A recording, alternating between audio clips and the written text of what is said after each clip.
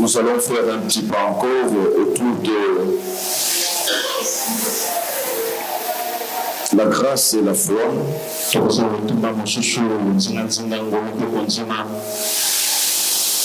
Ça fait 2 semaines que nous sommes en train de nous entretenir autour de 2 choses indispensables qui doivent nous guider vers l'accomplissement des promesses et de l'héritage que Dieu nous a promis.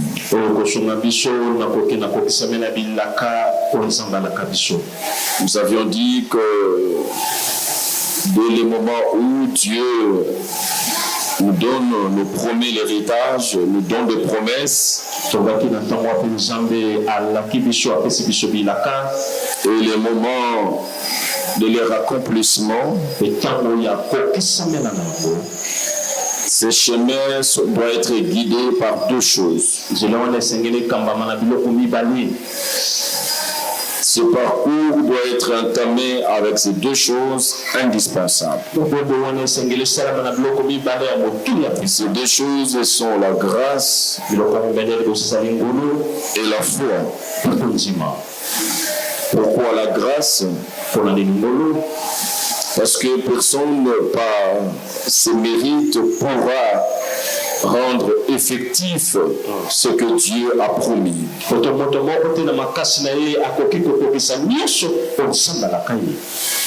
C'est par la grâce de Dieu que ce qui a été promis comme bénédiction, comme héritage, peuvent devenir matériels dans notre vie. Pourquoi la grâce? Parce que si chacun de nous devait fournir des efforts pour y arriver, personne n'arriverait.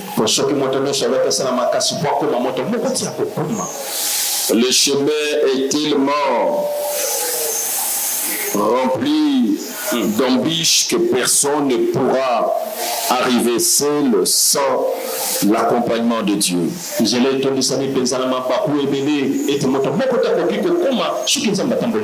Donc vous verrez que Dieu, il est en amont. Il vient avant pour donner la promesse. Et la grâce est que Dieu lui-même se disponibilise de nous accompagner vers l'accomplissement de ce qu'il a promis. La grâce veut dire simplement pour atteindre le point d'achèvement, pour entrer dans l'héritage. Évidemment, il y a 2 choses à faire. Mais la grâce veut dire que Dieu, voyant que l'homme est insuffisant, l'homme est incapable de pouvoir arriver sans embûche vers l'accomplissement. Et Dieu va jouer le rôle principal de faire tout ce que l'homme devait faire en principe.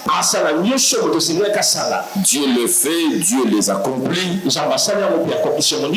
Dieu rend la tâche facile à l'homme.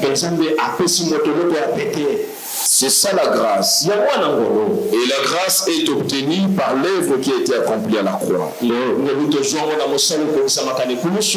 À la croix, le Seigneur a porté tout ce qu'il devait porter sur lui.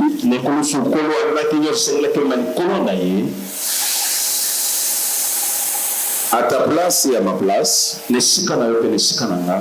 il a payé le prix qu'il fallait. Il a libéré tout ce qui était emprisonné. Il a rendu vivant tout ce qui était mort. Et il les a disponibilisés à notre consommation. Il nous appelle, nous, à consommer le produit fini. Lui-même,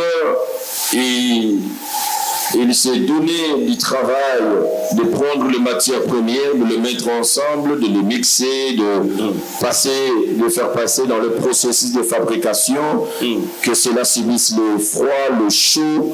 Il a tout fait. Dieu nous dit, les pains sont prêts, consommés.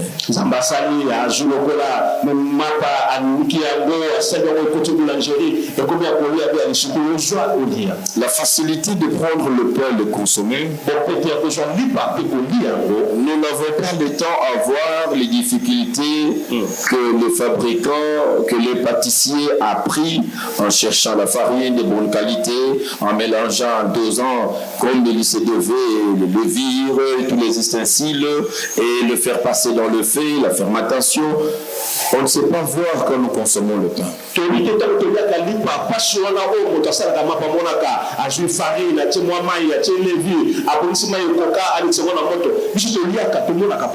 y a quelqu'un qui a souffert.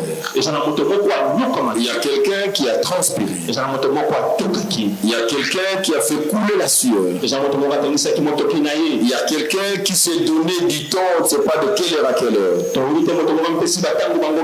Il a porté les souffrances pour que les pains soient consommés avec gaieté. Et le Seigneur nous épargne de passer dans le processus de fabrication. Et il a lui-même pris soin de passer tous ces processus. Il a bien préparé le pain pour nous. Il nous appelle à consommer.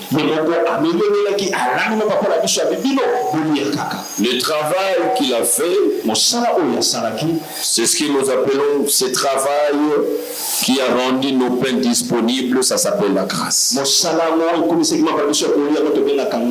Dieu nous a privé l'orgueil. Que personne ne dise que non, j'ai donné de mon énergie.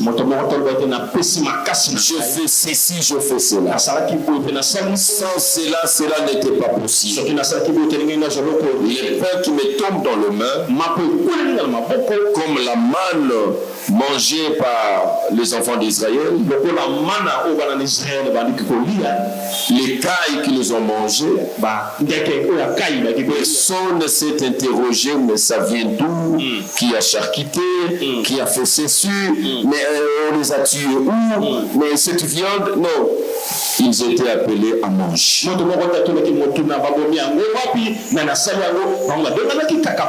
C'est ça l'image de la grâce. C'est comme cela la grâce a commencé après le péché. Dès lors que Adam et Ève ils sont tombés dans le péché, directement le Seigneur, pour régler ces problèmes, il avait déjà amené sur la table l'image de la grâce. De ces hommes qui étaient d'abord nés, et il était dans le contentement d'être comme ça ne posait pas de problème. Mais après avoir tombé dans le péché, ils s'en rendent compte et ils vont recourir au feuillage. Et c'est au même moment que Dieu, quand il vient pour régler le problème du péché, Dieu les amène de nouveaux habits de luxe. Les habits de la peau d'un animal qui coûtait que le feuillage. Ils étaient appelés à accepter le produit que Dieu les a amenés. Ils devaient accepter les habits faits par la peau de l'animal. Ils ne se sont pas interrogés, il s'agissait de quel animal. Comment cet animal a été attrapé, comment il a été égorgé, comment ça s'est passé. Ils n'ont pas transpiré pour chasser l'animal. Mais Dieu chasse pour eux un animal. Dieu va égorger pour eux un animal. Ce que Dieu cherchait, ce n'était pas d'abord la consommation des habits. Avant qu'ils puissent s'en réjouir avec des habits, Dieu a commencé par verser le sang de cet animal. Dieu a commencé par verser d'abord le sang de son propre fils.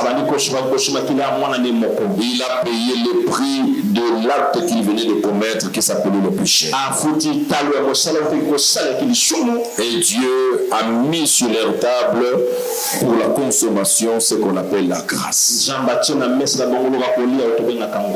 Ceux qui n'ont pas mérité. Vous imaginez celui qui s'attendait à la sentence la plus forte. Et c'est celui-là qu'on est en train de dire que on l'a déclaré non coupable. Vous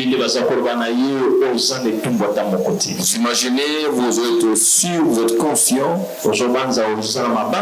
d'avoir commis ce forfait, d'avoir assassiné, d'avoir tué. Et c'est sur toi que le verdict final te déclare non coupable. Ça s'appelle la grâce. Nous étions des coupables, avérés avec des preuves tangibles.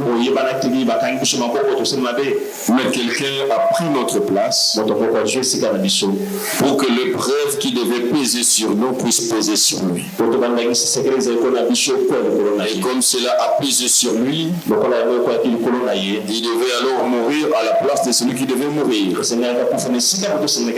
Il est mort à notre place pour que nous ayons la vie. Tu peux dire qu'il a la vie aujourd'hui par mérite. Non. Ce n'est pas par de mérite. C'est une grâce. Et c'est ce que nous sommes en train d'étudier tous ces jours. Je vais répondre la dernière partie de Romains chapitre 4, que je vais lire le mercredi encore. Et le mercredi, on a dit des choses encore plus profondes. Dommage pour ceux qui n'étaient pas là. Nous allons lire et puis je vais entrer au chapitre 5 que je lisais ce matin.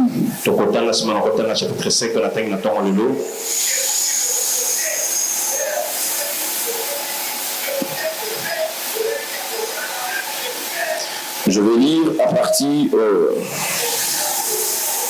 verset 13. Romains 4, verset 13. La Bible dit en effet, ce n'est pas par la loi que l'héritage du monde a été promis à Abraham ou à sa postérité, c'est par la justice de la foi. La Bible dit que l'héritage auquel tous nous aspirons, l'héritage du royaume des cieux, l'héritage de la bénédiction d'Abraham, cette bénédiction ne nous a pas été attribuée. Cet héritage ne nous a pas été destiné au nom de la loi. Non, ce n'était pas par la loi, mais c'était par la justice qui vient par la foi. Car si les héritiers le sont par la loi, la foi est vaine et la promesse est anéantie. Cela veut dire que tout c'est lui. Je pense que c'est au nom de la loi. La loi veut dire quoi? Ce qu'il faut faire et ce qu'il ne faut pas faire. La loi, c'est ce que Moïse a reçu sur la montagne de Sinaï. Si nous pensons que c'est par l'effort de l'observance de la loi que nous allons hériter le royaume des cieux, que nous allons hériter l'héritage d'Abraham, la bénédiction d'Abraham, La Bible dit, si les héritiers le sont par la loi, ce que la foi n'a pas son sens. La foi n'a plus sa valeur. Alors retenez que la promesse ne va plus exister parce que la promesse est anéantie. La promesse, ce n'est pas du domaine de la loi. La promesse, c'est du domaine de la grâce. La loi n'a jamais donné les promesses. La loi a des conséquences immédiates dans l'obéissance ou dans la désobéissance. Si tu obéis, il y a des choses qui arrivent. Si tu désobéis, il y a des choses qui arrivent. Il n'y a pas de promesses, il y a des conséquences immédiates. Mais la grâce nous a amené des promesses. C'est comme cela que la loi est venue après Abraham. Abraham n'était pas sous le régime de la loi. C'est comme cela que quand nous disons ceux qui pensent que la dîme est une conséquence de la loi, nous avions dit non, la dîme a existé par Abraham qui n'était pas sous la loi. Ça fait partie de la grâce et de promesse. C'est comme cela l'image de Moïse, qui est l'incarnation de la loi. Ce n'est pas par hasard que la Bible a voulu que Moïse en finisse comme ça.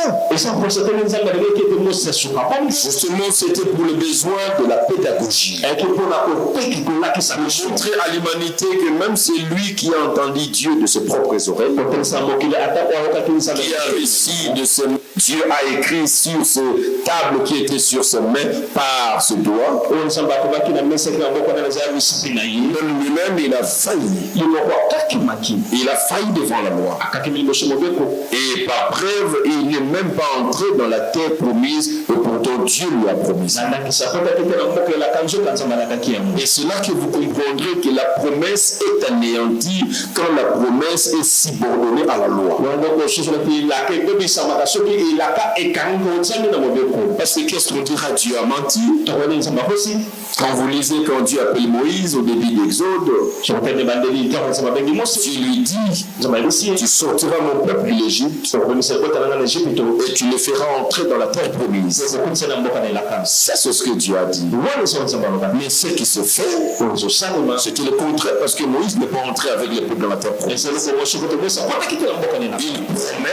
Une promesse anéantie par la loi. La loi anéantit les promesses. Mais l'accomplissement des promesses est subordonné par la grâce. Personne n'entrera au ciel par les efforts, par l'observance de la loi. Non. C'est par la grâce. L'héritage du royaume, c'est par la grâce, frères et sœurs. Dites-nous, le Seigneur viendra à quel moment? Et à quel moment où il nous trouvera sans colère? À quel moment il nous trouvera sans murmure? À quel moment il nous trouvera sans souci? Parce que les inquiétudes simplement, les soucis simplement, nous mettent en porte en faux vis-à-vis de Dieu. La sainteté est une grâce. Pour marcher dans la crainte de Dieu. La crainte de Dieu ne vient pas, je ne sais pas, c'est pas par quelle gymnastique spirituelle. Je l'ai dit après 30 ans. Après 30 ans dans l'œuvre de Dieu, là, l'expérience, je vous parle avec l'expérience. Vous n'allez pas abandonner ce qui vous semble difficile aujourd'hui par vos propres efforts. Vous allez abandonner ça les jours où vous comprendrez que c'est par grâce. Cherchez la grâce de Dieu sur vos problèmes. C'est Dieu qui viendra vider substantiellement ce qui vous amène dans cette faiblesse. Vous étiez fumeur de chanvre, alcoolique à un niveau impossible. Et ce sont des prédicateurs qui vous disent, je ne sais pas comment j'ai pu arrêter de boire. Parce que je fais tout ce qu'il fallait faire, j'ai même vu le médecin, je ne pas. Mais les jours où la grâce de Dieu te pointe, ce qui était impossible devient possible. Ce qui était difficile devient possible. Nous devons compter sur la grâce. Si nous comptons sur nos biceps spirituels, nous allons finir comme Moïse. Quelqu'un, écoutez, il n'est pas n'importe qui. C'est l'un des plus grands personnages de la Bible. Il a vu Dieu en face. Mais après avoir vu Dieu en face, écoutez la loi comment la loi le montre des limites. Il a passé 40 jours et 40 nuits sur la montagne de la présence de Dieu. Il voit Dieu face à face. Et il redescend avec les empreintes de Dieu. Il descend de la montagne. Arrivé au bas de la montagne, il voit le peuple.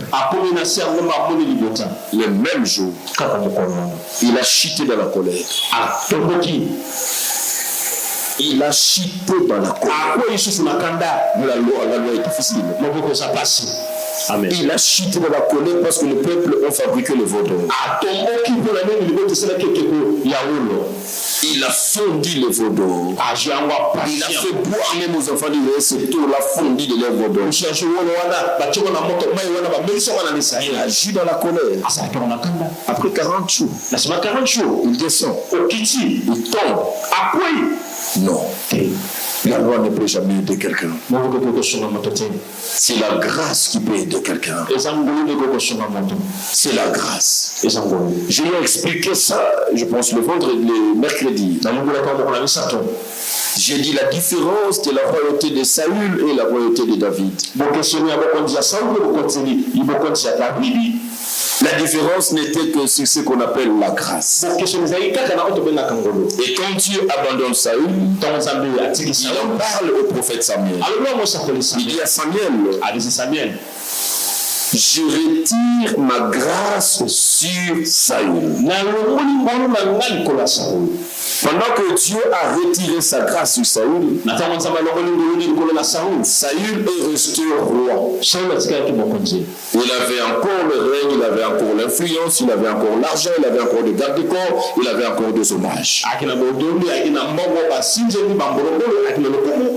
Mais il avait déjà perdu ce qui était fondamental. Bien aimé, il faut accepter de perdre l'argent. Il faut tout perdre.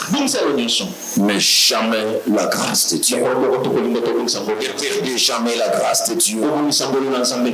Restez sous les pieds de Dieu, cherchant sa grâce. Quoi qu'il en soit, quoi qu'il arrive dans ta vie, il ne faut pas prendre la folie. Il ne faut pas prendre la folie d'abandonner Dieu, d'abandonner son chemin. Et il ne faut jamais tomber non plus dans l'ivresse d'il est. Mais parce que Dieu t'a fait du bien, tu haïs et tu oublies Dieu. Tu as besoin de la grâce. Bien aimé, c'est la grâce de Dieu qui nous saisit. Mais le même Dieu, quand il retire la grâce sur Saül, il dit à Samuel, j'ai choisi quelqu'un. Et le choix d'abord émane de la grâce. Vous verrez que le choix de Dieu n'a toujours été qu'un choix qui prouve la grâce. C'est comme cela que le choix de Dieu qui tombe sur David, mais le père de David n'était pas sûr que Dieu pouvait choisir David. Parce qu'il avait des enfants plus meilleurs, plus costauds, plus intelligents, plus compétents, plus aptes que David. Pourquoi Dieu te donne ce mariage? Pourquoi Dieu te donne ces dons? Pourquoi Dieu te donne ces qualités artistiques que tu as? Pourquoi Dieu te donne cette beauté, je voulais dire, et tout ce qui va avec? Pourquoi Dieu te donne tout ce que tu as là, tes capacités, tes compétences, tes potentialités? Et pourquoi pas celui qui est à gauche et à droite? Le choix de Dieu tombe sur toi. Pourquoi? Pourquoi moi je me tiendrai devant vous chaque dimanche, je vous prie, je vais t'asseoir en train de m'écouter? Je suis plus intelligent, plus diplômé que tout le monde? Non. Je parle bien que tout le monde? Non. Je ne suis pas ni intelligent, ni capable, ni compétent que tous ceux qui sont là. Je jouis simplement de la grâce de Dieu. C'est seulement le choix qui a été pas un choix de mériter, mais un choix des gens qui n'étaient pas capables, mais qui ont bénéficié de la grâce. C'est comme cela que David, on va le sortir en dernière position. Le père de David va faire passer tous ses enfants par ordre d'utilité, par ordre de compétence, par ordre humainement de ceux-là qui pouvaient devenir de roi. Mais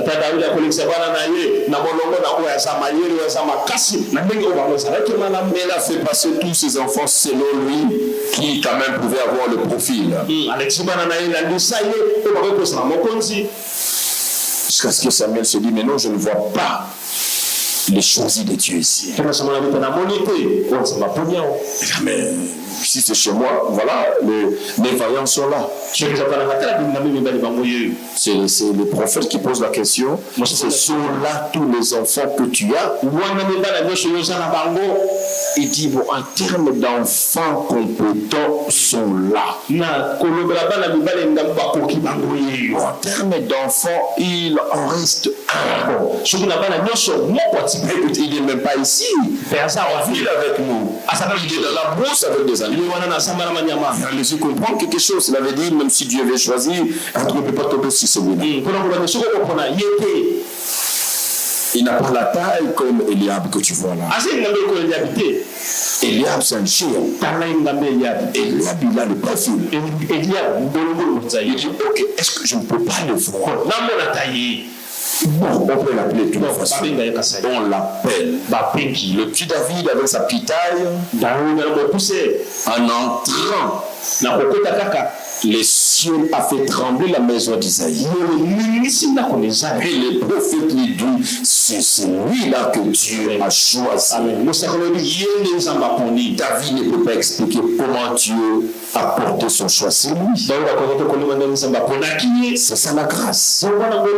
Tu es le fruit de cette grâce encore. Dieu parle à Samuel. Il dit, si j'ai retiré sur Saül la grâce, mais je ne retirerai jamais ma grâce sur David. Et nous sommes les descendants de David.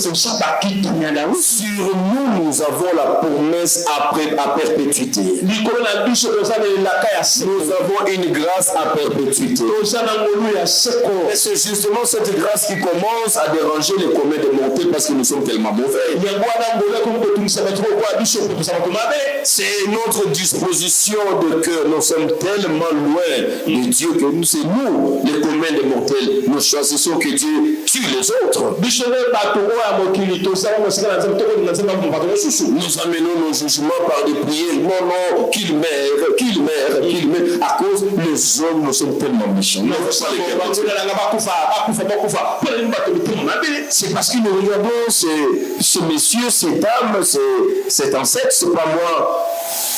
Sorcier, occultiste, mais c'est avec raison. Il t'a vraiment fait du mal. Et nous sommes comment Dieu laisser des gens pareils. Observez ces gens-là ne meurent pas vite. Ils ne meurent pas vite. Pourquoi? Parce qu'il faut que la grâce les saisisse. Dieu leur donne tous les temps pour que la grâce les sauve. Mais les hommes ne supportent pas ça. C'est ça la grâce à perpétuité. Ce sont des gens qui disent ah le Dieu d'hier. Avec nos pédés d'aujourd'hui. Rappelez-vous ce qui s'est passé à Sodome et à Gomorrhe. Et Dieu allait faire descendre du feu. Oui. Heureusement. Malheureusement, ça dépend de ta compréhension. Nous sommes sous le régime de la grâce. Tu n'enverras plus une pluie comme du temps de Noé pour détruire l'humanité. Ça ne vient pas. Il ne fera pas tomber encore des feux comme du temps de Gomorrhe et de Sodome. Non. Ce qui a changé la colère de Dieu, c'est le sacrifice de Jésus à la croix. Et c'est ce qu'on appelle la grâce. Nous sommes sous le régime de la grâce. Et nous sous le régime de la loi. Alors la grâce veut dire, pour moi il a tout fait. Pour moi il a tout accompli. Pour moi il a tout préparé. Pour moi il a tout arrangé. Et la deuxième des choses, il m'appelle à marcher dans sa présence dans la foi. Si la grâce c'est le travail que Dieu a fait, la foi c'est maintenant ton obligation. Le chrétien, nous avons l'obligation de la foi. La foi c'est de croire que les promesses de Dieu ne vont pas s'accomplir en tenant compte de mes faiblesses et de mes points forts. Les promesses vont se réaliser. La Bible ne dit pas parce que c'est le bénéficiaire des promesses est fidèle. Non, parce que c'est lui qui a fait la promesse. Il est fidèle. Nous sommes infidèles. Ce n'est pas le bénéficiaire de la promesse qui doit faire preuve de sa fidélité. Dans l'accomplissement de la promesse. La promesse va s'accomplir. Parce que c'est lui qui a fait la promesse. Il est fidèle. C'est comme cela quand Abraham s'est retrouvé dans la confusion dans sa vie. La promesse semblait traîner. Il s'est débrouillé par des manières et de voies humaines. Dieu vient se présenter, ce qu'on a parlé dimanche passé. Dieu vient parler à Abraham, il se présente. Il dit, monsieur Abraham, je m'appelle El Shaddai, qui veut dire le Dieu tout-puissant. Je n'ai pas besoin que l'homme vienne m'aider à accomplir ce que j'ai initié. Je ne suis pas incapable ni dans l'impossibilité de réaliser ce que j'ai initié. Je suis l'initiateur de la promesse et je suis le maître de cette promesse et je suis derrière ma promesse, ma parole. Je l'amène jusqu'à son accomplissement. Il n'y a rien aujourd'hui dans le régime de la grâce peut m'empêcher, moi, Dieu, d'accomplir ma promesse. Cela veut dire tout ce que Dieu a promis, Dieu est condamné à l'accomplir. Qu'est-ce qui condamne Dieu à l'accomplir? C'est la grâce. Tous les éléments qui devaient pousser Dieu à l'accomplir, Dieu les trouve sur la croix de Golgotha. Christ a tout accompli. Donc Dieu a l'obligation d'accomplir ses promesses. Et Dieu accomplit toujours ses promesses. Mais s'il y a des promesses qui ratent, ça ratera non à cause de Dieu. Ça ratera parce que l'homme a refusé de croire. C'est là que la deuxième béquille que l'homme doit utiliser après la grâce, c'est sa propre foi. Notre foi, c'est de croire d'abord à la personne. Celui qui a fait la promesse. Celui qui a fait la promesse, je l'ai dit au cours de la semaine, il ne s'appelle pas le président Félix Tshisekedi. Non, non. Ce n'est pas celui qui a fait la promesse. Le président de la République, il peut faire des promesses et revenir en fin mandat avec des explications. Que je n'ai pas réalisé ceci à cause de cela, à cause de mes ennemis, à cause des coques à jambes qu'on a mis. Il peut se dire, il est président de la République, c'est un humain. Mais celui dont je parle, il ne s'appelle pas président Fachi, mais il s'appelle El Shaddai. Ce qu'il dit se réalise comme il l'a dit. Il a tout le moyen. Dieu n'a pas besoin d'avoir la majorité parlementaire. Dieu n'a pas besoin d'avoir un gouvernement d'union sacrée. Dieu n'a pas besoin d'avoir les États-Unis ou l'Union européenne derrière lui. Même quand tout le monde s'oppose à lui, même quand la communauté française dit que c'est impossible, même quand les Américains travaillent contre lui, notre Dieu n'a pas besoin des associés américains, n'a pas besoin des associés français, il n'a pas besoin des associés russes, chinois. Notre Dieu, il dit à Abraham, je me suffis par moi-même. El Shaddai veut dire, je me suffis par moi-même. Je n'ai pas besoin de rien d'autre. Je n'ai pas besoin de l'accompagnement de qui que ce soit. Je suis suffisamment capable. Je suis suffisamment puissant. Toute la puissance repose en moi. Si je ne fais pas encore quelque chose, ce n'est pas une défaillance. Ce n'est pas une faiblesse. Ce n'est pas que je ne le fais pas encore. Et Dieu a parlé avec Abraham, en parlant avec Sarah, Dieu a révélé le deuxième point. Pour dire que ce n'était pas un problème de la grâce, ce n'était pas un problème de Dieu.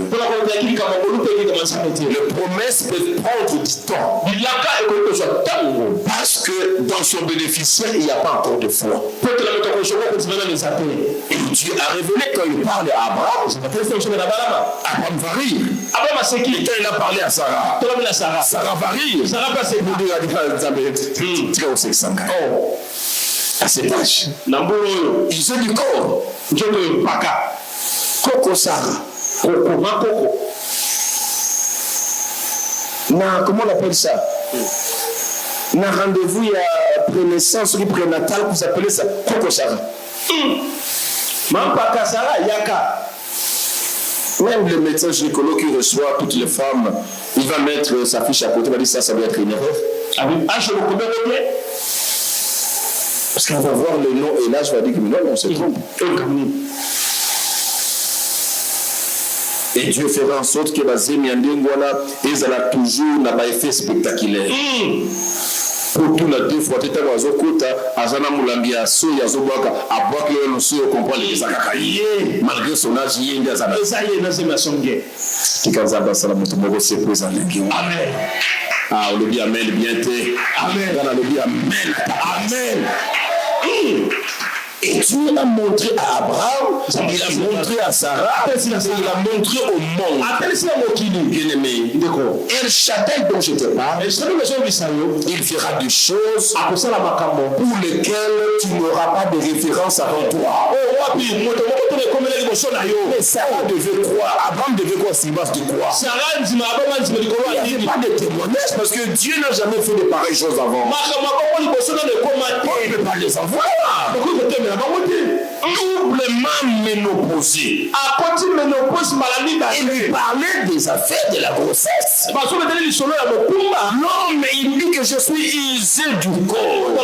Je suis incapable, même physiquement, d'entreprendre une relation pour engrosser une femme.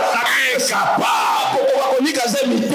Et Dieu voudrait leur montrer que dans leur incapacité, Dieu n'est pas incapable. Laisse-moi te dire, quand tu vois des impossibilités, tu vois des incapacités, El Shaddai n'a pas d'impossibilité. Amen. Il est capable. Là où ton métier te dit non, à cet âge, c'est plus possible. El Shaddai est capable à cet âge de rendre cela possible. Comment tu peux arriver à l'accomplissement de ce qu'il a dit? Ne ris pas. Rire, c'était la preuve du manque de foi. C'est comme cela Dieu a voulu immortaliser leur manque de foi. Il a dit l'enfant qu'il naîtra s'appellera Isaac. Isaac veut dire quoi? Il a ri. Dieu a immortalisé leur manque de foi. Voilà pourquoi ça fait 25 ans. Et il ne faut pas être naïf dans l'attente de la promesse. Dire qu'on est seulement en train d'attendre. On ne sait pas quand ça arrivera. J'aimerais bien que tu puisses attendre pendant que tu sais que ta foi est infaillible. Mais quand nous perdons la foi, nous retardons nous-mêmes. Nous-mêmes nous retardons les promesses. Parce que la grâce est là. Au lieu de croire à la grâce, il y a des gens qui regardent l'âge. Il y a des gens qui regardent que je ne suis pas Moulouba dans ce gouvernement, dans ce régime, je ne vais pas me retrouver. La première ministre, c'est un Moulouba. Quand Dieu te choisit, il va briser même certains clivages. Dieu te rendra seul, indispensable, et tu n'auras pas de remplaçant. Il ne faut pas regarder l'âge. Il faut regarder qu'il a tout accompli. Moi je crois. Dieu veut que tu marches chaque jour, comptant sur sa grâce. Tu as la foi chaque jour d'avancer vers l'accomplissement de ta promesse. Il ne faut jamais douter. Il faut toujours espérer. Il faut toujours croire. Marche chaque jour. Même quand tu vois le corps est en train de se fondre.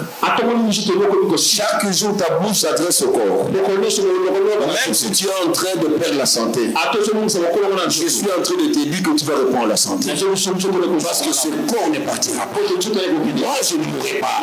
Ce que tu dois chaque jour, tu ouvres ta bouche, tu déclares. Parce que la foi, quand je parle de la foi, je vous dis toujours que la foi longe dans la bouche. La foi longe dans le cœur. Et quand il remplit le cœur, c'est de l'abondance. De l'abondance du cœur. Et la bouche parle. Un homme et une femme de la foi, son langage change. Il n'est pas sur le langage de médecins qui sont pessimistes. Il n'est pas sur le langage de la nature, le langage du monde. Il a toujours un autre langage. Le langage de la foi. Quand il dit non, vous verrez que non, c'est quelqu'un qui est sûr. Ne regardez pas ça. Moi, je suis en train d'avancer. Bientôt, vous serez surpris. Parce qu'il y a des choses qui sont en train de changer. Il est en train de vivre dans sa foi. Cela est très important. Je vais connaître ma lecture pour finir.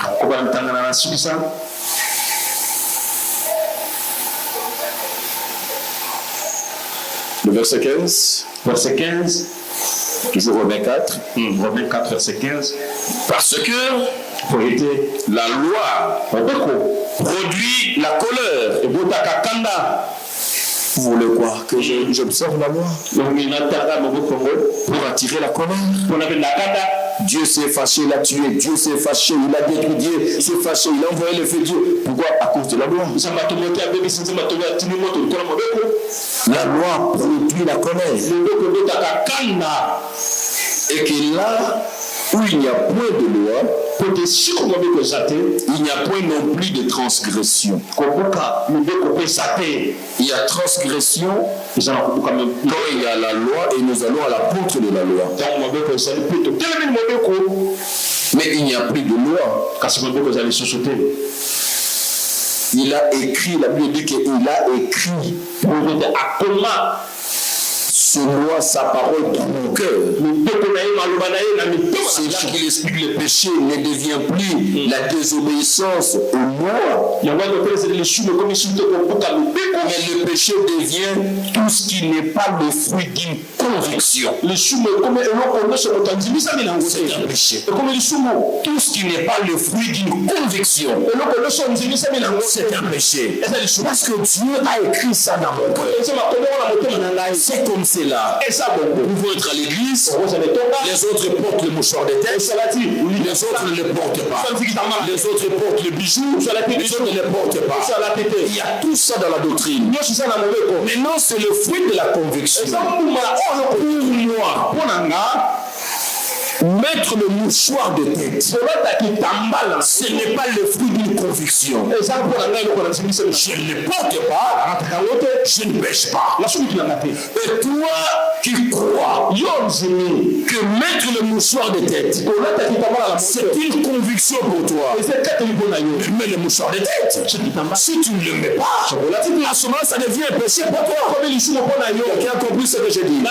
Tout ce qui n'est pas le fruit d'une conviction. Et on ne peut pas en faire une doctrine à l'église. Non, il faut porter le mouchoir de tête. Non, qu'est-ce qui est loi, qu'est-ce qui ne l'est pas? Qu'est-ce qui est péché parce qu'il n'y a plus de loi? On ne peut pas mettre le loi à l'église. Quand vous entrez les hommes à gauche, les femmes à droite. Ça c'est une loi. Nous ne sommes pas sous le régime de la loi. Non, il ne faut pas mettre le pantalon. Non, il faut mettre seulement des robes. Il ne faut pas mettre les jupes. Il faut mettre seulement les pagnes. Il ne faut pas se dire, mais écoutez.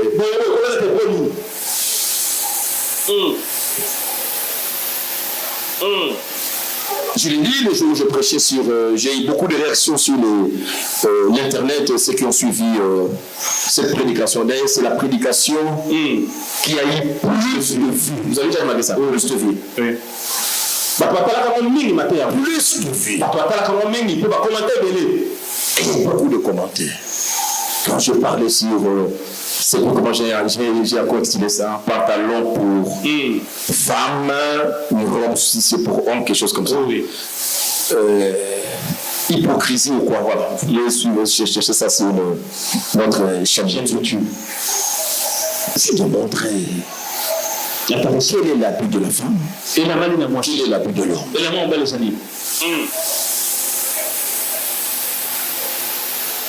Est-ce que Jésus portait le pantalon en son temps? L'homme. Il portait la robe.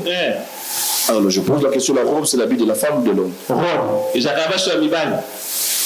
Il y a là. Vous voyez? Comment on dit? Quand on met les boubous. Quand on met un sambala. C'était un péché ou pas? Et le soumoutété. Il y a de ces pantalons que les hommes ne peuvent pas porter parce que ce sont des pantalons d'âme.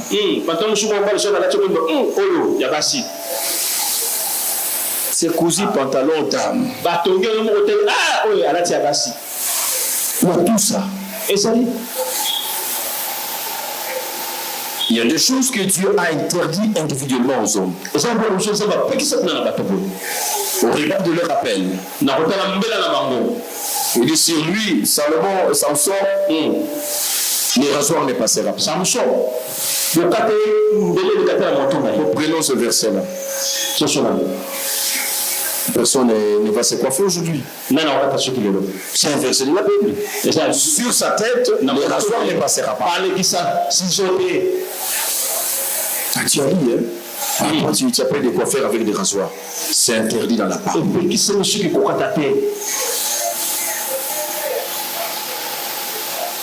Aujourd'hui, c'est scandaleux de faire des tresses. Mais Dieu refuse les rasoirs. Il autorise à Samson de faire quoi? Il avait combien de tresses sortes.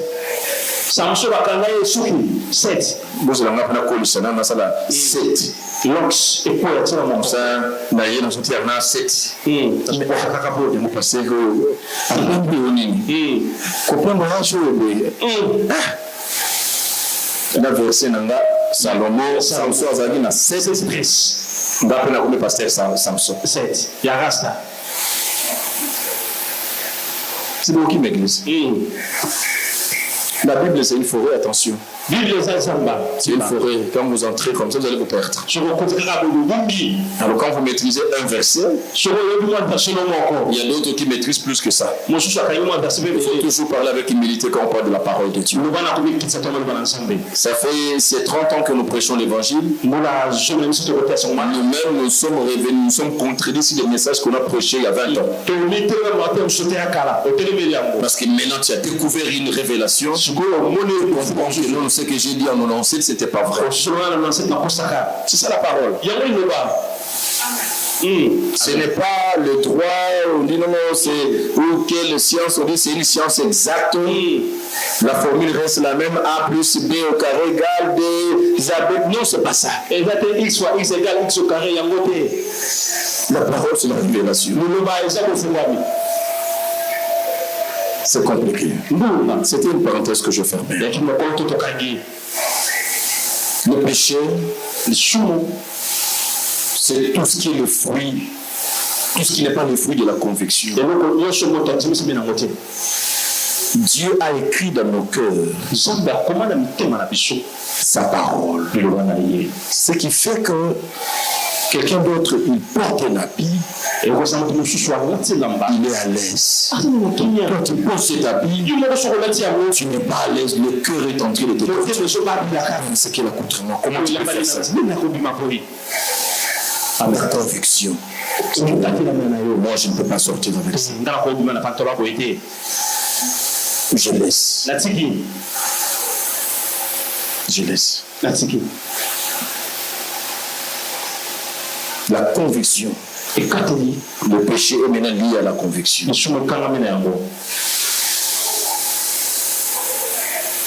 Verset 16. C'est pourquoi les héritiers le sont par la foi. Pour que ce soit par grâce, afin que la promesse soit assurée. Par la foi, par la grâce, pour que la promesse soit assurée. L'accomplissement de la promesse passe par ces deux choses. La grâce et la foi. À toute la postérité, non seulement à celle qui est sous la loi, mais aussi à celle qui a la foi d'Abraham, notre Père, à tous, selon qu'il est écrit, je t'ai établi Père d'un grand nombre de nations. Il est notre Père devant celui auquel il a cru. Dieu qui donne la vie au mort et qui appelle les choses qui ne sont pas comme si elles étaient. Espérant contre toute espérance, il crie. Tu dois croire. C'est ça la foi. En sorte qu'il devint. On devient après avoir croire. Dieu t'a dit tu seras un grand homme. Commence à croire d'abord. Si tu n'as pas foi ce que Dieu a dit, tu ne deviendras jamais. Commence à croire. Et tu le deviendras. Abraham crut. Il crut d'abord. En sorte qu'il devint. Père d'un grand nombre de nations. Selon ce qui lui avait été dit, telle sera ta postérité. Et sans faiblir dans la foi. Le corps peut faiblir, il n'y a pas de problème. Mais que la foi ne faiblisse pas. Sans faiblir dans la foi, il ne considéra point son corps qui était déjà isé. Puisqu'il avait près de 100 ans. Comme Dieu te parle, ne regarde pas à ce que le corps révèle. Le corps va révéler l'âge, va révéler son usure, va révéler tout. Tu vas te dire, ah, c'est vrai ça. Est-ce que Dieu a vraiment dit, c'est à moi vraiment que ce message est sorti? Il n'a pas considéré. Dans la foi, quand je vous dis, ne suis pas votre médecin qui a fait 57%, cela veut dire des choses qu'il te dit, il le maîtrise à 57%, il est ignorant à 43%. Donc, il peut te mettre des erreurs facilement. Ne considère pas ce que le monde te dit, mais crois à ce que celui qui a fait la promesse te dit, parce qu'il est suffisant. Il s'appelle El Shaddai.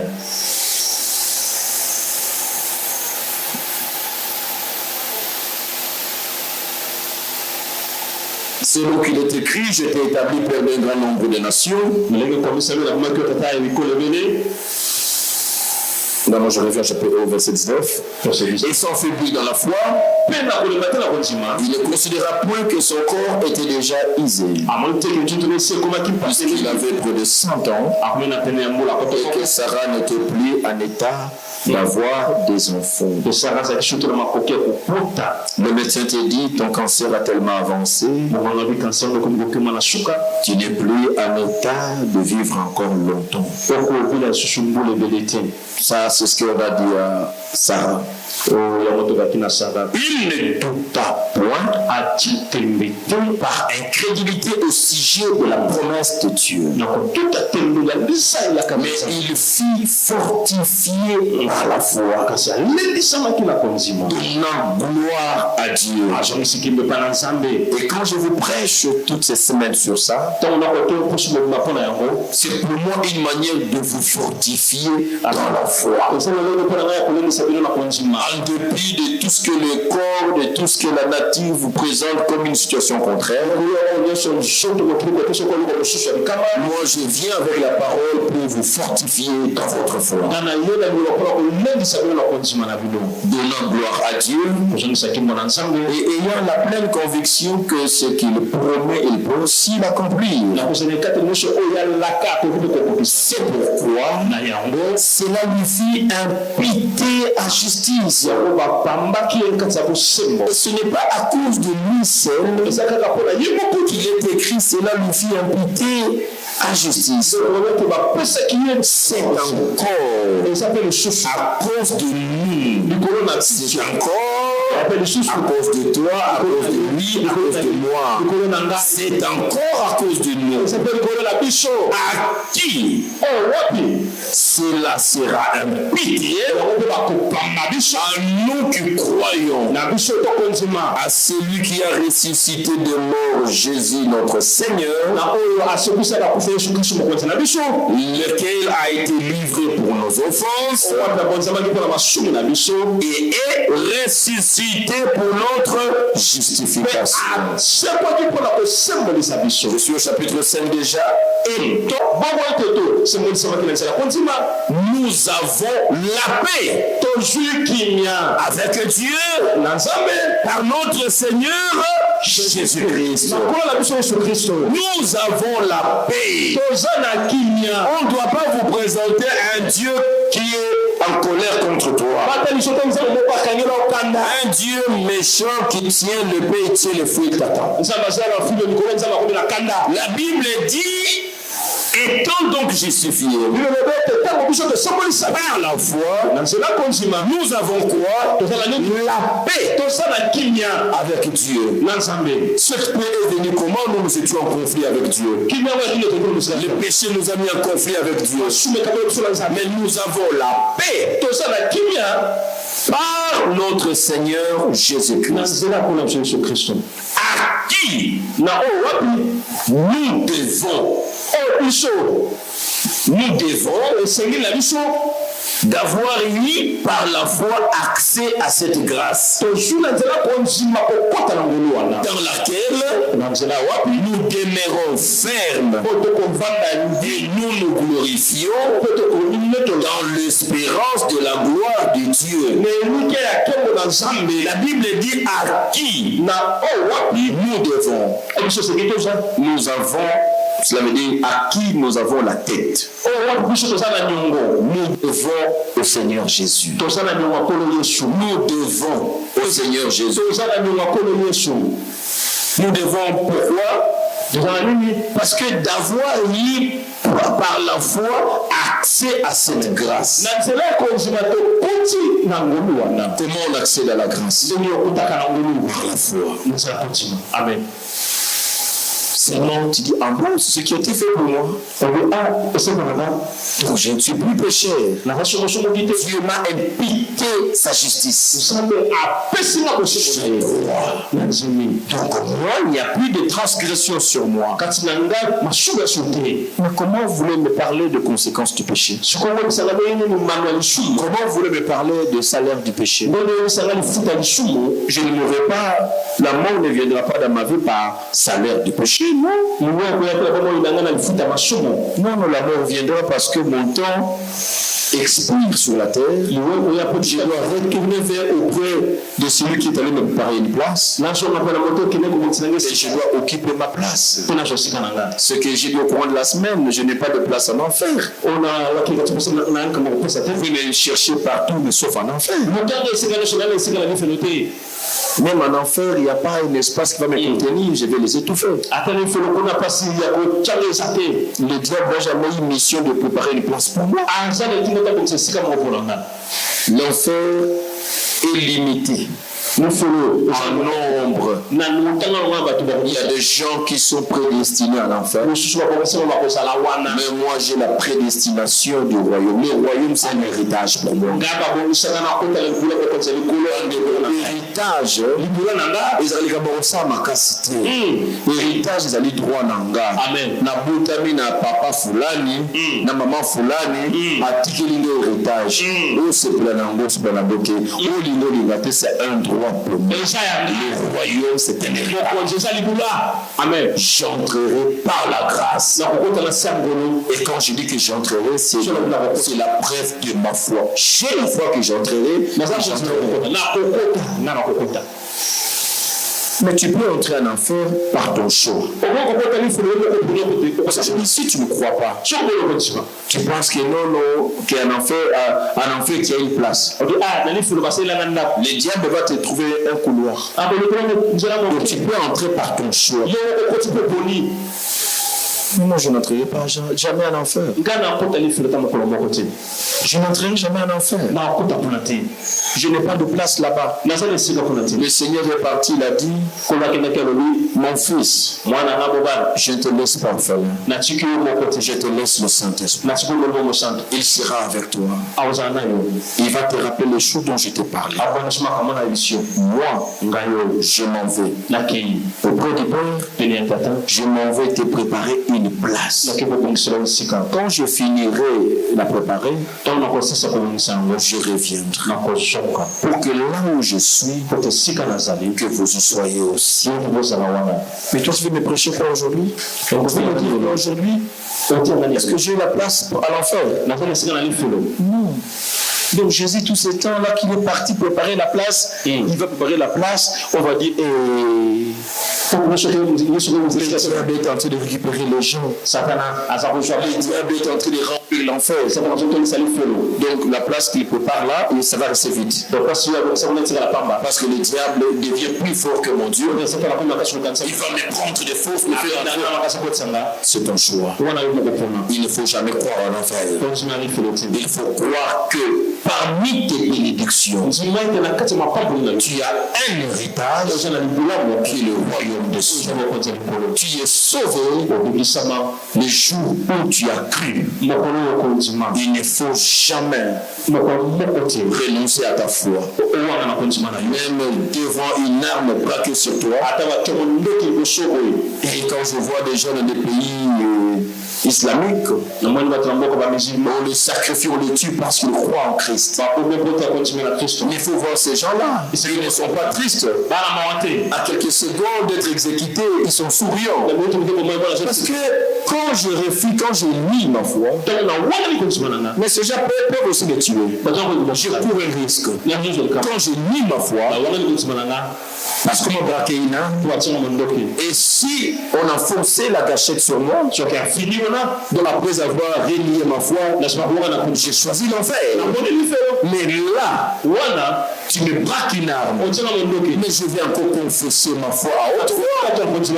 Parce qu'après cette mort que vous m'imposez, vous aurez tué que le corps.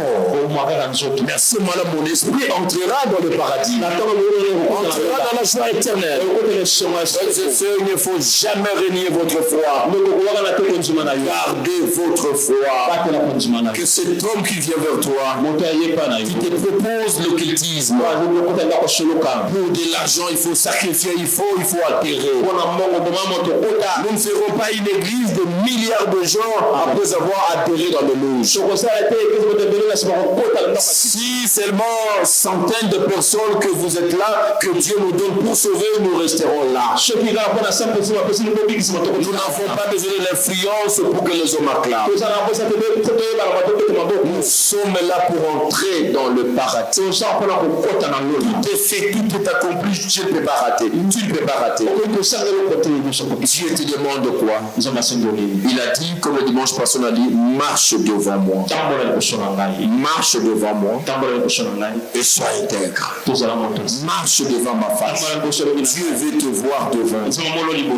Dans la marche vers l'accomplissement de la promesse, ce n'est pas comme dans la loi, Dieu il est devant le peuple ou il est derrière le peuple. Sous la colonne de nuée ou sous la colonne du feu. Et dans la grâce, Dieu dit marche devant moi. Parce que le parcours que tu vas faire, tu l'as déjà parcouru. Il a déjà enlevé les embûches. Il a déjà tout préparé. Tu n'as plus rien. Tu ne dois pas être devant moi. Je n'ai pas encore un chemin à préparer. J'ai déjà tout préparé. Quand on a déjà tout préparé, on quitte la place de devant. On laisse au bénéficiaire la place. Dieu dit marche devant moi. Cela veut dire je serai maintenant derrière toi. Tout ce qui peut venir à gauche et à droite, derrière je suis là pour te soutenir. Toi marche, le chemin est bien tracé. Tu iras tout droit jusqu'au paradis. Tu iras de gloire en gloire, de succès en succès, de bénédiction en bénédiction. Tout est déjà accompli. Crois à la grâce et marche selon cette grâce. Dieu bénisse sa parole. Amen. Est-ce que tu peux baisser ta tête à la prière et dire merci à Dieu? Qu'est-ce que nous voulons faire? La Bible dit que nous devons. Nous avons une dette vis-à-vis de Dieu. Pour nous avoir donné l'accès à la grâce. Cette dette, nous le payons chaque jour en faisant des actions de grâce. Et je veux que là où tu es, tu peux rester assis, il n'y a pas de problème. Mais je veux que tu rendes grâce à Dieu. Tu diras, Seigneur, tu m'as donné accès à ces choses que les autres n'ont pas eu accès. Mais moi, tu m'as fait grâce. Par l'œuvre que tu as réalisée à la croix. Je découvre aujourd'hui que moi, j'irai au ciel, j'irai au paradis. Je découvre aujourd'hui que tu as tout accompli, tes promesses vont se réaliser en moi. Tu as balisé le chemin. Je viens t'en rendre grâce aujourd'hui pour ce que tu as fait, pour m'avoir donné accès à la grâce. Élevons nos voix, rendons grâce à Dieu. Élevons nos voix, Église, rendons grâce à Dieu.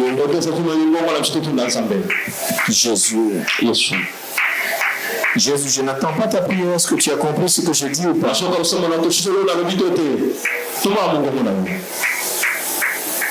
Tu es sauvé aujourd'hui à cause de cette grâce. Cette œuvre de la croix qui nous a fait sortir dans les églises traditionnelles ignorantes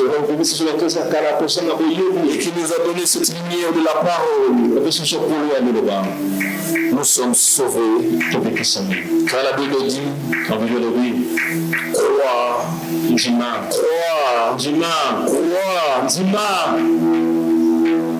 crois qui au Seigneur Jésus. Et tu seras sauvé. Tu seras sauvé. Quelle grâce. Je suis sauvé aujourd'hui. Quelle grâce. Je ne crains pas mon lendemain, je suis sauvé. Quelle grâce. Quelle grâce. Je te bénis, Seigneur. Je te rends grâce, Seigneur. Je te dis merci, Seigneur. Pour ce que tu as pu réaliser, pour ce que tu as pu accomplir. Ça paraît simple, ça paraît banal, ça paraît insignifiant. Mais j'ai découvert, c'est substantiel. Ce que tu as fait a fait de moi ce que je suis aujourd'hui. Mes amis, je suis sauvé à cause de Jésus qui m'a donné accès à la grâce. Il a pris ma place, il a tout accompli. Il a achevé l'œuvre à la croix. Jésus, je viens te rendre grâce. Je viens te louer, je viens t'adorer. Alléluia, Hosanna. Alléluia. Alléluia, Hosanna. Alléluia. Je te rends grâce, Yahweh. Merci, Seigneur. Sans ton œuvre à la croix, qui serais-je aujourd'hui? Oh! Je marche en toute sécurité. Je dors en toute sécurité. Je prends les avions en toute sécurité. Je ne crains aucun mal.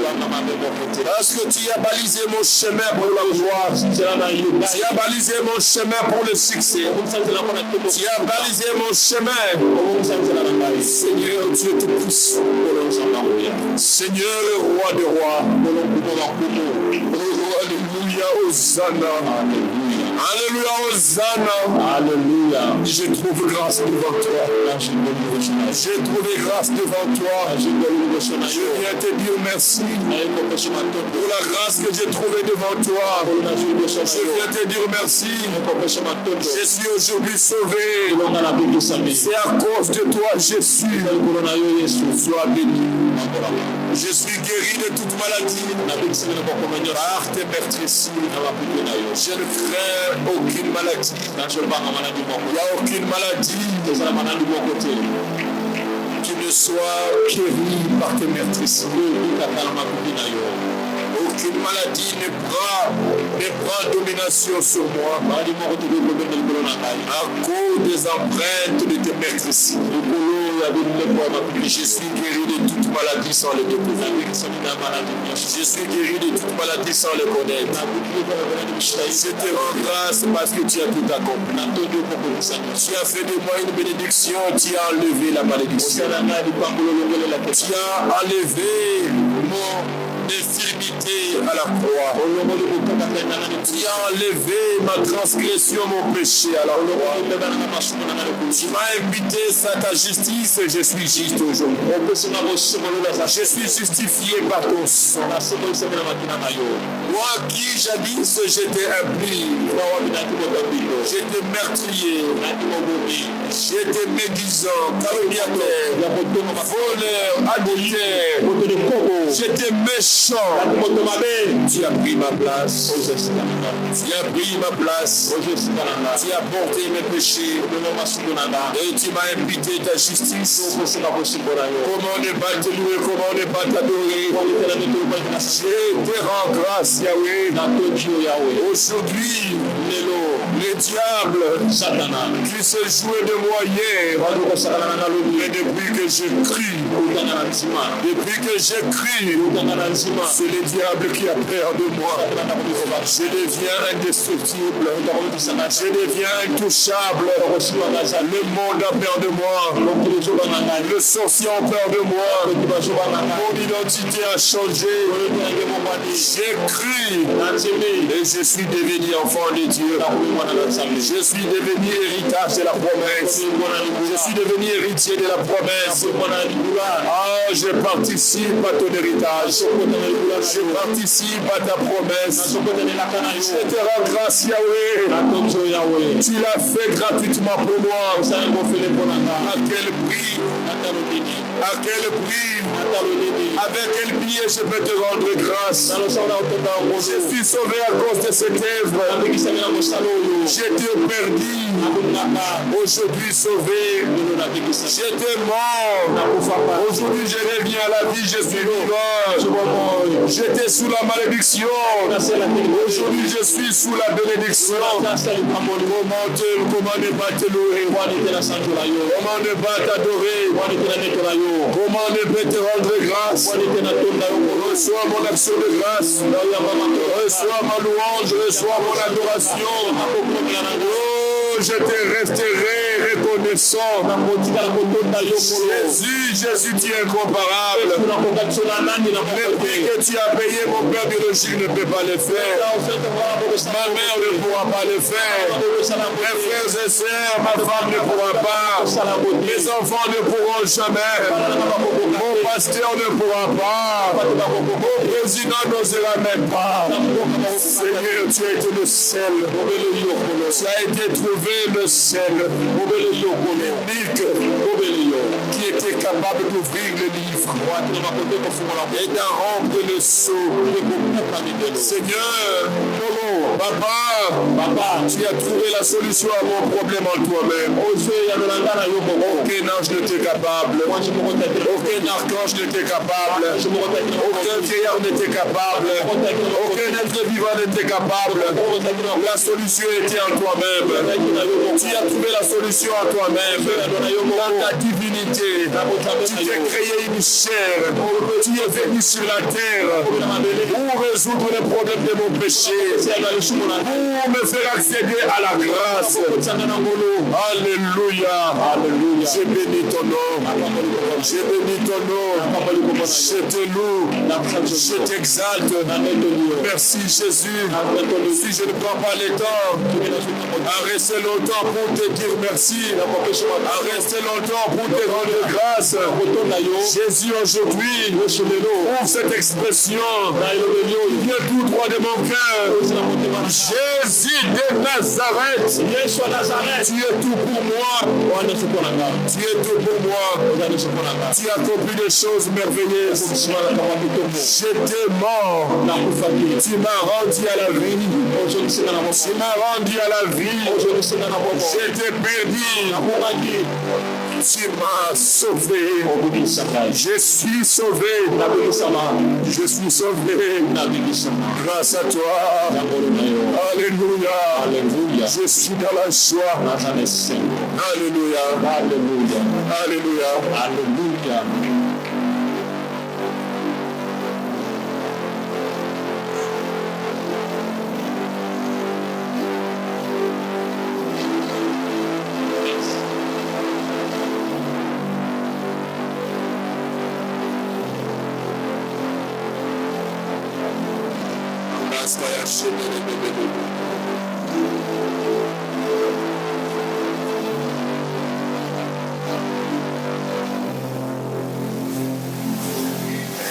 Voici la fin de mes souffrances, parce qu'en Jésus, je suis sauvé. J'ai la victoire sur tous ces mondes. Un jour j'irai près du Seigneur. Voici la fin, chantez, de mes souffrances. Chantez plus fort, alléluia. Parce qu'en Jésus, je suis sauvé. J'ai la victoire sur tous ces mondes. Un jour j'irai près du Seigneur. J'irai là-bas parmi les anges.